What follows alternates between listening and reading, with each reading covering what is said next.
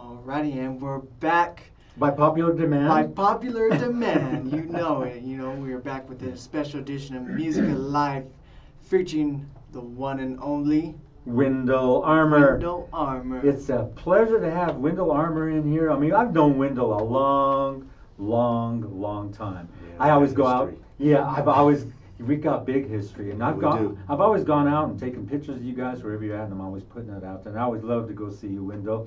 Let's start this show off, Jesse. We had just one of the greatest singers of all time of Denver, Hazel Miller. I'm telling you, I'm still smiling and stuff. And now look who we got next to us again, Windall Armour. Absolutely, from one of the greatest Denver premier show bands of our time right now, Soul School. Soul School. And Windall Armour also played with, there was a great rock band that I'd always loved to go see. What was the name of that rock band, Windall? You're probably talking about Opie Gone Bad. That's right, Opie Gone Opie Gone Bad, Bad. That name, I mean, everybody loved that name as well as the band, and everybody recognized you in that band. There was a front man, there was a couple of people in that group that were well known in the Denver area. Let's go over Opie Gone Bad right away. We'll start. I like Opie Gone Bad, that's why I want to talk about it. There's a lot of people probably patched in who want to hear what you've got to say. Yeah, that was a great band. It's probably one of the most fun experiences I've had in my musical career. I was in that band we were together for 13 years. We put out 4 CDs of our original material and another 3 CDs that we would do every year, charity stuff like Christmas stuff. So we played Red Rocks, I think it was 10 times. We played Fiddlers, like all the places around. Really good.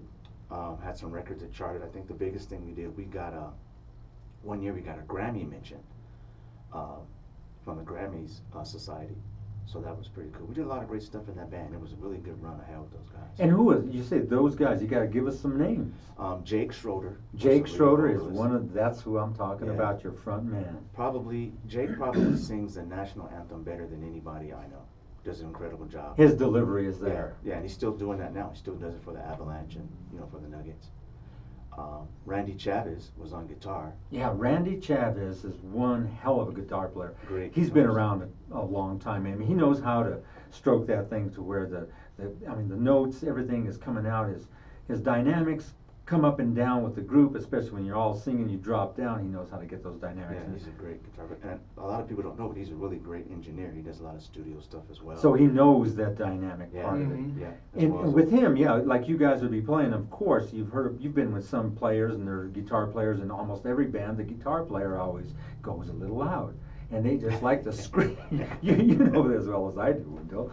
It's like they get really loud, and so with him, he had it all under control because, like you said, he's an engineer. He knew what it took to make that band sound really, really hot. Yeah, and he's a great studio musician. Randy's been playing for a long time. He does everything from doing rock and roll stuff. He's done some gigs with the symphony.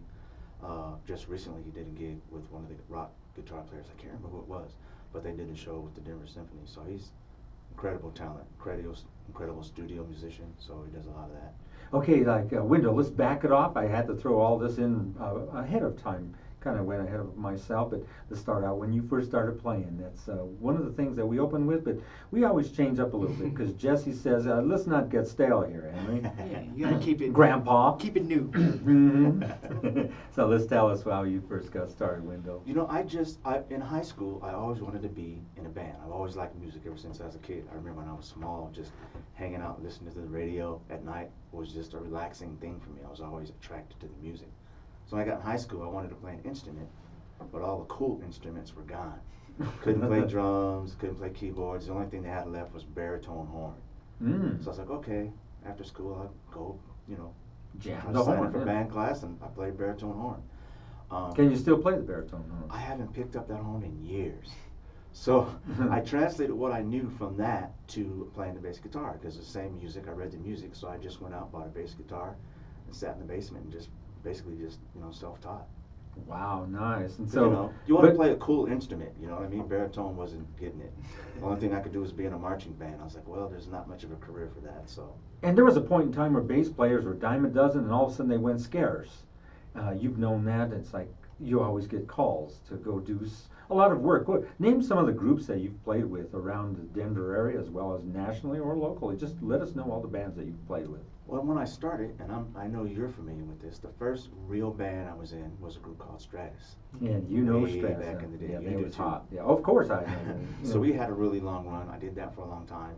Who was in that band at that time? We first started, actually, Louis Chavez, Still running good around. friend of mine, still running around, was the main guy. That was my partner in crime back in the day.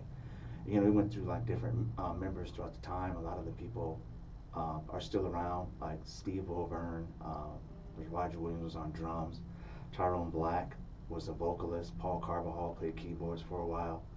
So we had quite a roster, during that run. And then you cut that one 45. Back then it was everybody's cutting plastic and it was 45 on your album. Yeah.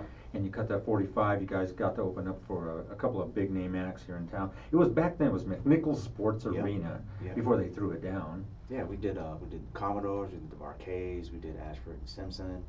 Just a long list of people. And I remember those times because we were back in the promotion days. We were promoting Stratus quite a bit, and Stratus was a leading group in town because they were so tight. They had their music down really tight, and then you cut your 45. So that kind of put you out there. So you were the big band in town, the big MFSC or whatever they call it. Yeah, we had a good run with that group too. I remember that single, "Give It Up." Put that out. Do you still have that? You know what? I have one copy. Funny enough, somebody had contacted me a couple months ago, and there's a big rise in a lot of the European markets for this older yeah, we're looking for sound. older disco stuff. And we went on and found the record. And do you know one copy of that record sold for $200?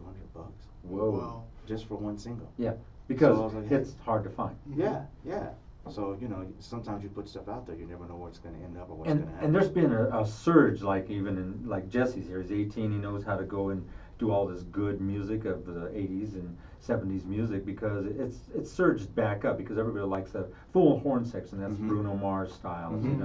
Everybody's liking this new funk, get down, flow kind of stuff. And Soul School had come out with their music, and are you on their album? Yeah. We just put out, well, it's almost been a year now. We put out a CD of original stuff. And see, we were hoping you'd bring that so we can play it. You know what? I promise you, I will make a special trip back out here to bring you guys a couple. And see, we'll rip it. We'll throw it up, yeah. And I've been after you guys. Maybe they're not getting the word from us, but we do a 1 hour show on Thursdays called Denver Takeover. On Denver Takeover, we featured MFT and Stryker just this last week. It's hip hop, funk. Well, it's a different flavor altogether, but we always do a Denver Takeover, and we'd love to feature, Soul School on a Denver Takeover. Absolutely. The whole album. I'll even play them on my show because, Yeah. Soul School is just my all-time favorite show band here in Colorado. I mean, you got Tony Price and you got Seth up there on lead vocals, and, like I've said this before, Seth sings "I Want to Be Your Lover" better than Prince. So you guys just always throw down, no matter if it's at Single Day Mile, if it's at the Soil Dub, you guys just always throw down. Yeah, it's a fun band, a lot of energy, and that's pretty much, I think, the main selling point of the band is the energy. Tony and Seth are very consummate professionals at handling the crowd and just keeping the show fresh. It's almost like we never do the same thing. And that's what's There's always nice. a twist. Yeah, that's what's nice is you may have the same set, but your delivery is a little different. Your dialogue up there is a little different, and just the way your movement with each other is a little different. So you have that fun-filled night of enjoyment, music, and it's pumping, and then you slow it down a little bit, go to the slow songs, and they know how to deliver. As well as you guys, Yeah, it's great. I think a lot of people aren't aware this is in the clubs, but a lot of times during the summer we do a lot of corporate stuff, and it's amazing how wide our repertoire is. I mean, we do everything from like Sinatra all the way to Beyonce and everything in between. And we're lucky to be able to do that because that's what keeps us working. So. And as you got going, we're going to switch right back, and this is the flip-flop that we like to do with our Music Alive show. As you got going and you started playing with Stratus, where did you go from there? I did that for a lot of years, and I left there, went to a group called Seduction. And I remember Seduction. Yeah, I did that for a little while. Then I went over to a band called Hit City. Remember Hit City too? And we did really well. We had like a syndicated TV show that we did for about a year. Went overseas and did a lot of stuff there. Then Louis and I kind of reunited, and we had a group called One Up. And we did did. I remember one up, Yeah. and you guys got going pretty well with that one for a while. But what happened to that group? I know something, it came unraveled for some reason. You know, it was just we were at that age where people were doing adult things like Yeah, everybody had- kids and stuff like that, Yeah. and it was like we traveled a lot in that band, and it got to the point where a lot of guys just didn't want to be on the road like that. Because it's hard on them, you know. It's Yeah. like you come home and your wife's right there with some other guy. Or you That's come. why I'm single. But no, I remember one year I kept track of it, and I think in a year we were on the road for like 7.5 months. Oh my God! And it's hard when you're out on the road. A lot of things go wrong. Yeah. Food-wise, just taking each other's stuff, losing stuff, breaking stuff, breaking down, and Yeah. and then just the stresses of having to be out there on the road. Yeah, we were out there one day going to Washington State, and we actually had a fire in our equipment van, and we burned our truck to the ground, lost everything we had. Was it insured? Part of it was. I think the amazing thing was we ended up we went to Washington State, we tried to play the gig anyway. They had a festival there, like how we have, our festival here up in Pueblo. Mm-hmm. And it was amazing how a lot of musicians from the festival, like Ario Speedwagon and Casey and JoJo, a lot of those people donated equipment to us so we could finish our gig that week in Washington. I'll never forget that. That was really cool. So Yeah, that kind of that's shows awesome. how musicians do stick together. Mhm. Yeah, and I've always read this up on Facebook and all the social sites. You buy $5,000 worth of equipment, get in your $500 van, and go do a $50 gig. And that's, people don't understand how hard it is for musicians, and they're loving their music. And sometimes a lot of these musicians break out, and they get going, they hit it big. Then you have your tour managers, you have your equipment managers, you have people taking care of you. That's a whole different ball of wax. Have you ever thought of your band? You never know when it's going to break loose and you become relatively big and famous. Have you ever given it some thought? I think a lot of people get into the business just because of the simple art of it. Just you enjoy to play, you enjoy the interaction with the other musicians, with the people you meet that come out to see you, and it's that ride of it is just fun, and it's something that never really ends. The industry's changed so much, like now with all the shows, like the idol shows or whatever, where they'll just kind of like manufacture a performer and they just get out there and do it. But it shows how tough the business is, because even though you get those people that'll go out and record, and that people vote for them and they love them, and well, how many hit records do they have? A lot of those people haven't really done anything. So sometimes even on the level that we are, to be able to play for as many years as a lot of us have played consistently, sometimes the reward is the same. You know what I mean? You may get a chunk of money at one point because you got a hit record, or you could play for 20 years and make a relatively good living or survive. So it's kind of like it's a toss-up.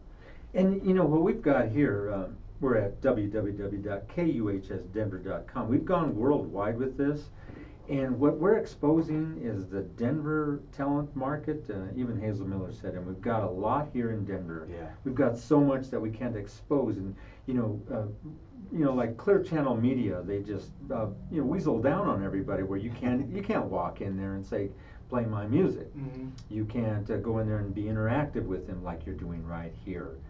This is stepping back with the old school KDKO feel, Yeah. but with the technology that's so far advanced that we could reach around the world to multiple cities, multiple countries, and broadcast, not only streaming live video, streaming live audio.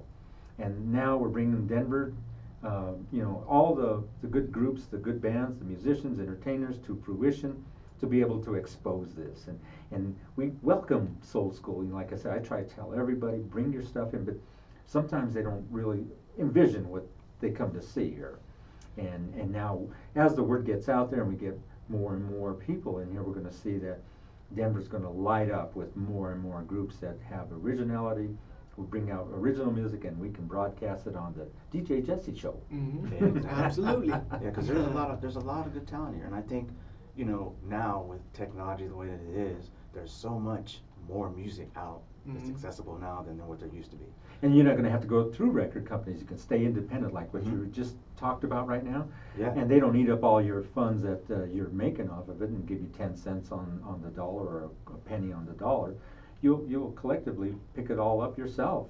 Your main cost would be to manufacture and produce the music. But now you can go, with the type of music you can upload, download, and it's all interactive where you don't have to cut your CDs. You can just go this route, and so they can download your music off iTunes and all these other areas. Is your stuff up on iTunes?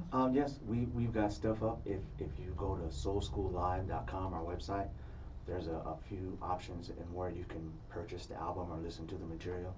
So yeah, we've got that running pretty well. And so the digital side is available. Can you Yes. digitally download like per song, 99 cents Yeah. a song? Yeah. So this is the new collective way of doing things, and the record companies are just hating. They're trying to figure out how to do it. And that's why Clear Channel has put a lockdown on all these radio stations across the nation. Pandora, what do? They don't do nothing for you. They just stream music, and Exactly. there's no interactive like right here. Exactly. People couldn't wait to hear from Windall Armour. I mean, you had so many likes, and everybody was like, I counted 800, and some people were looking at that. Mm-hmm. That's great. That's just run. We only ran it for 4 or 5 days. I don't try to do too much or overkill, so that way we can at least control it and visually see who is logging in, who's doing what, because it's overwhelming for us here too. We didn't expect this, and like Jesse says, he gets up on here and sees Ho Chi Minh City, Colorado Springs, Woodbridge, New Jersey, Ireland, Montreal, Quebec, Salt Lake City. I mean, we go everywhere. Everywhere. That's amazing. Yeah, it's amazing. And Hazel was telling us about it, traveling around the world. There's a lot of people really interested in the Denver market, which is nice. And Soul School now has an opportunity to be up on our station and be broadcast worldwide. Well, that's definitely going to happen, because I'm going to promise you, before the end of the week, Soul School, or yeah. the next show on Yeah. Thursday, I will have CDs in your hands. Well, Trust if me on you that. get me a CD right away, you'll be the next Denver takeover, and I'll Absolutely. feature you guys. It's Well, yeah, trust me, you have that coming. So it's a lot of fun. You're on www.kuhsdenver.com, brought to you by Gee Whiz Computers and Archuleta Promotions. We're a UHS World Communication Company on the DJ Jesse Show, overlay into the Music Alive Show. DJ Jess, what do you think? You've been having a good time doing this? I mean, you've been. We kind of shout out to you. Both me and Paul had a talk about it. And I said, what we all have going here is really nice, and that's why I had to throw that out to you. Mm-hmm. You're a diamond in the rough. Hazel Miller said it to you too. So you're bringing some good stuff here, and you're getting to speak to some of the foremost forerunners in the music business. Absolutely. I mean, like Hazel said, I've been growing up watching her ever since I was a little kid, and for me to have her in the studio and give a live interview like this, it's a dream come true. And same thing goes with Soul School, like I mentioned. I mean, Soul School is my all-time favorite show band here in Colorado. No matter what, I'll always go check out Soul School. So it's an honor to have all these people come to the studio, share their stories, and get their music out there. And it's going to be rolling. Better like that, yeah. Yeah, it's going to be rolling on your show too, because we're going to put it up in the streamer, or the all-night streamer, because there's a lot of people who love to log into us. We try to keep this commercials down at night and the jams up, because there's a lot of people who... And with the time difference and everything, a lot of people log in when it's 12 o'clock over here. It's 12 o'clock noon somewhere over, somewhere in Japan, else. So, yeah. Kenny Mosley will, if right now it'll be almost tomorrow. It's really funny, because he'll say happy birthday today, and it'll be tomorrow over in Japan. So Kenny Mosley, he's been around some time. If you're listening, Kenny, big shout out to you.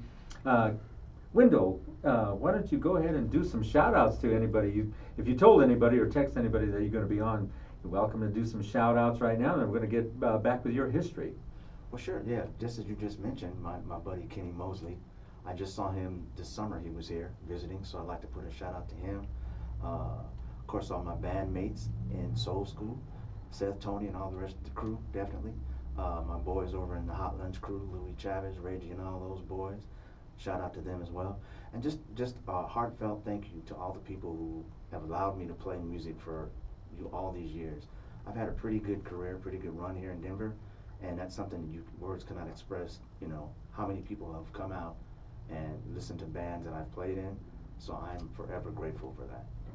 Okay, let's get back to, you left some of these groups. Okay, so then you went, did you stay in Denver all this time? You haven't traveled out to go play elsewhere? You've stood in Denver and hooked up with a lot of the greats here in town. Yeah, pretty much. I took a little break, if you could say so, and went to, I was in LA for about a year and a half, and worked with a band called Shades of Lace. They were on, I think it was Virgin Records back then. we kind of did some touring and stuff. We actually opened for Kool and the Gang for like a pretty long stint. We went like to Australia and Indonesia and did a tour with them.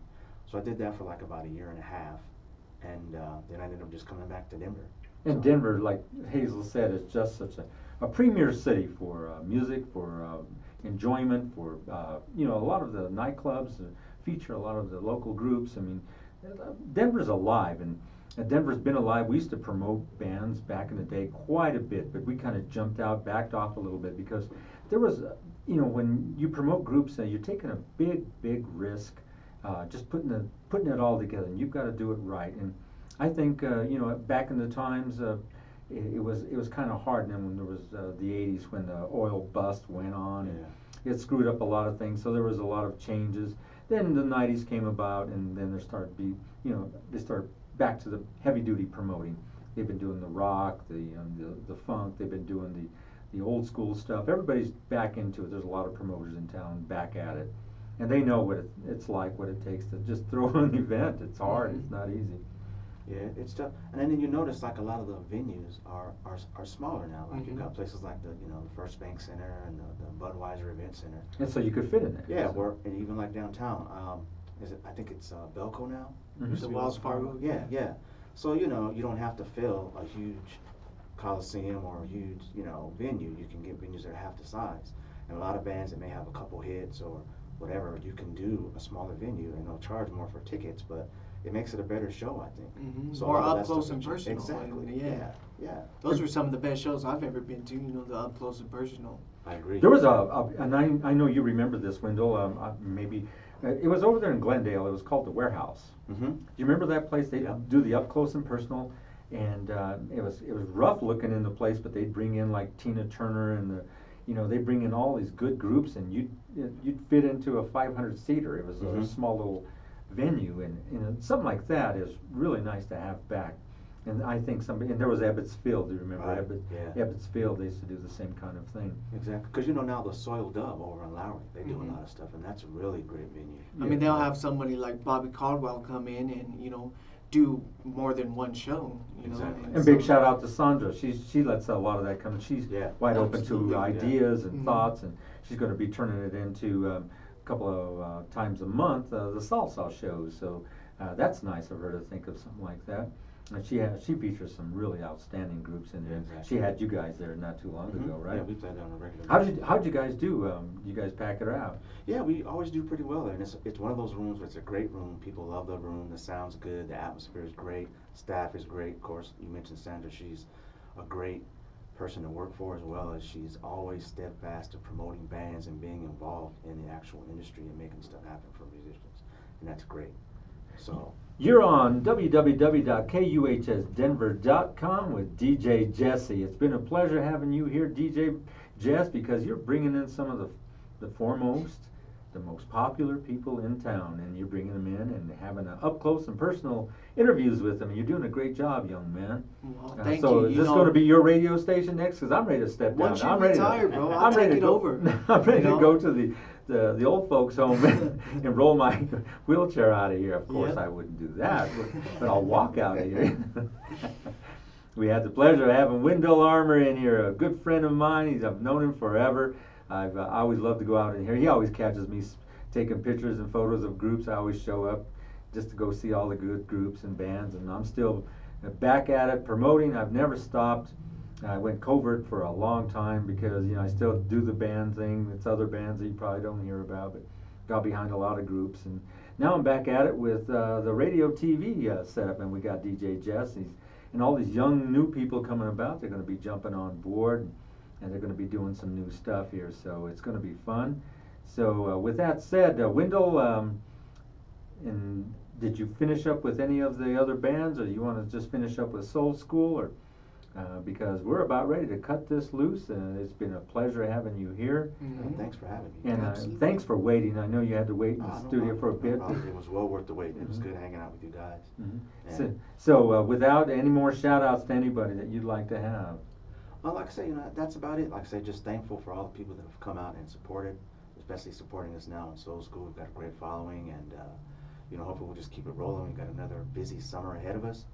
So you know, just look forward to seeing you all out there at some shows. Oh, one other thing. You got to tell everybody what kind of axes you play. I got really fortunate during the time. See, I knew I had to talk about that axe because I see him playing and I don't say nothing. But I said he's got to talk about it. I got an endorsement with a company called Modulus Guitars, who they kind of like stepped out years ago, and they were one of the first people to produce an actual instrument with a graphite neck on it. And I've been playing those guitars for probably like 15, 16 years. Yeah, because I noticed those up there. I see those up there. Man, that's a nice axe. Yeah. Okay, Windall Armour at www.kuhsdenver.com. It's been a big pleasure here on this Musical Live Show with DJ Jess. My name is Henry Archuleta. It's about time we cut this loose. And for now, I'll see you later. We'll see you guys later. And again, we want to thank our guests, Miss Hazel Miller and Mr. Windall Armour, and Sam Lopez Jr., who's on the Paul Chavez Deep Cut show this morning. We thank everyone for tuning in. Stay tuned next week to see what we got going on. And remember, tomorrow, Canciones de Domingo with me, the best in New Mexico, Tejano and Colorado music. We got a special guest, Audi Castilian Portales, going to be on the show tomorrow. So make sure you check it out. Y'all have a good weekend. Stay safe. Don't drink and drive. Thank you, Windall, for coming in with us. You're always welcome here at KUHS. Thanks so much for having me, guys.